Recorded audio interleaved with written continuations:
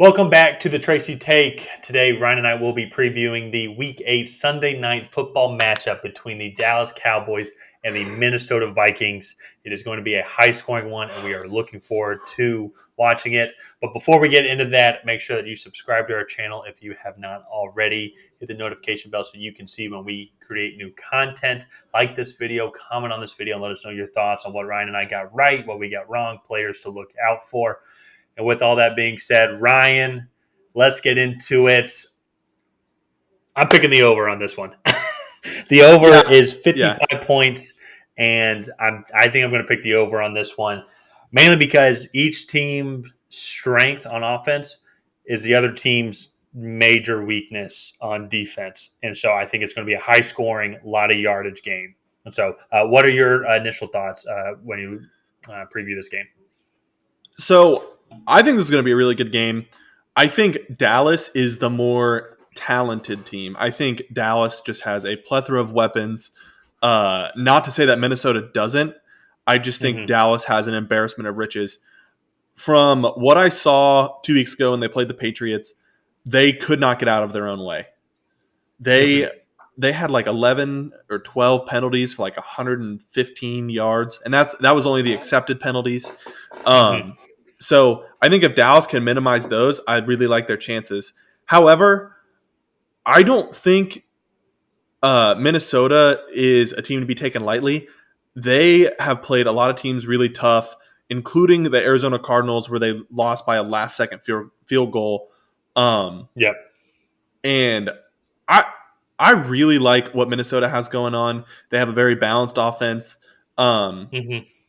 So this is a really, really close one. I have a question. How do you think Minnesota goes about winning this game? Do you think they have to run it, throw it, balanced? Well, so statistically, right now, Dallas has the fifth-ranked defense when it comes to rushing yards allowed, but the 28th in passing yards allowed. So I'm looking at Justin Jefferson. I'm looking at Adam Thielen. I'm looking at Irv Smith Jr. I'm looking at KJ Osborne. I'm looking at Dalvin Cook catching the ball out of the backfield, and Kirk Cousins just having a whale of a game, upwards, I think, of 350 yards plus. That I think they are going. I think this is going to be a shootout, and I think Minnesota has the personnel to beat them. And that's what I'm curious. You say that there's more talent on the Dallas Cowboys side, but offensively, though, I mean, for Ezekiel Elliott, you get Dalvin Cook. For Amari Cooper, you have Justin Jefferson. CeeDee Lamb, you have Adam Thielen. When it comes to tight ends, Irv Smith Jr. and Dalton Schultz I think, are similar. Offensively, these two teams seem almost identical. I'm trying to think on the defensive side. Danielle Hunter is one of the best pass rushers and defensive ends in Randy the league. Gregory, Micah Parsons, Trayvon Diggs.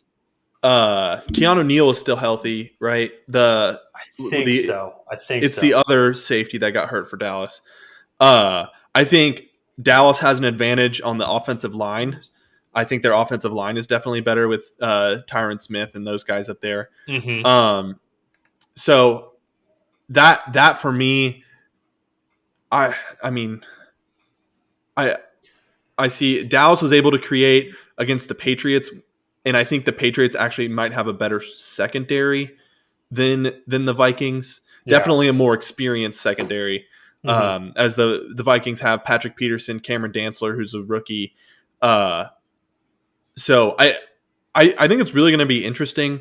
I think if Dallas is going to win this game, they have to get out of their own way, stop getting penalties. But I could really see Dallas, if they can put it all together. I think they could, I don't want to say blow out Minnesota, but I think they could win by multiple scores. However, I don't see Minnesota being able to do that. I think if Minnesota wins, it's going to be a really close game, probably like that Arizona game where it was like 34-33, decided by a last-second field goal. Yeah. So this is where Dallas has a huge advantage. Dallas right now on rushing yards per game offensively is second, while Minnesota's rushing defense is 26. So I think that's going to be a huge mismatch. However, while the passing defense for Minnesota is 12th overall, and they have played against some pretty potent offenses with Cincinnati, Arizona. They held Cleveland to 143 passing yards, but they gave up 184 rushing yards.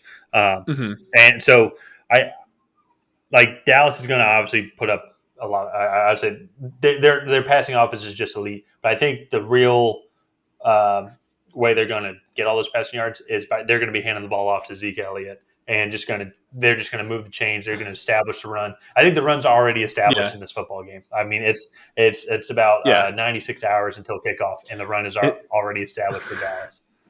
And that too will set up play action. Cedric Wilson was the guy that I was referring to earlier, who had a really big fourth down catch against New England.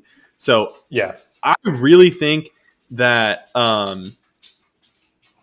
this is going to be a really good game. I'm very excited to see the offensive and defensive matchups here because I think they both kind of play to their weaknesses. I think Dallas has a good run defense, and then even though Trayvon Diggs is having a defensive player of the year caliber season, I think that pass defense is still somewhat light. Well, and I think that's the thing is they've had some timely picks to help them win some games. And I'm not saying that's not important, but if we're just looking at just yards allowed, they've allowed, I think, is it 295? Am I reading that correctly? I think 295 passing yards on average this season. So with a Minnesota offense that is averaging 286 passing yards. Oh, no, sorry. On offense. Yards allowed in passing, the Cowboys have allowed 311.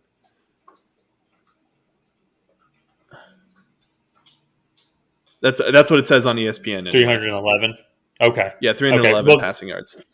The stat I'm looking at is just passing yards allowed, but that could also be accounting for sacks on sacks yards lost, I guess. Yeah. I'm not really sure how that statistics work. You know what I'm talking about, where it's like QB threw for 200 yards, but he got sacked 2 times for 20-yard losses, so it's a total of 180 yards. Yeah.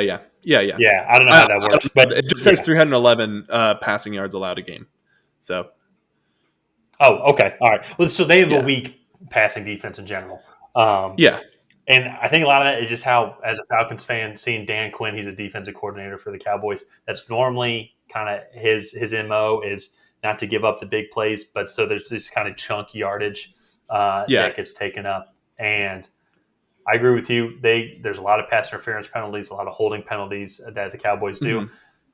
I think it's going to be interesting to see if they can contain that. They have a chance. But personally, I'll say with my prediction, I think it's going to be an absolute thriller, probably one to remember Sunday Night Football game. I think Minnesota's going to win on a last-second field goal. I think they're due on a last-second field goal, even though I guess they did kick one against the Lions, but the Lions don't really count.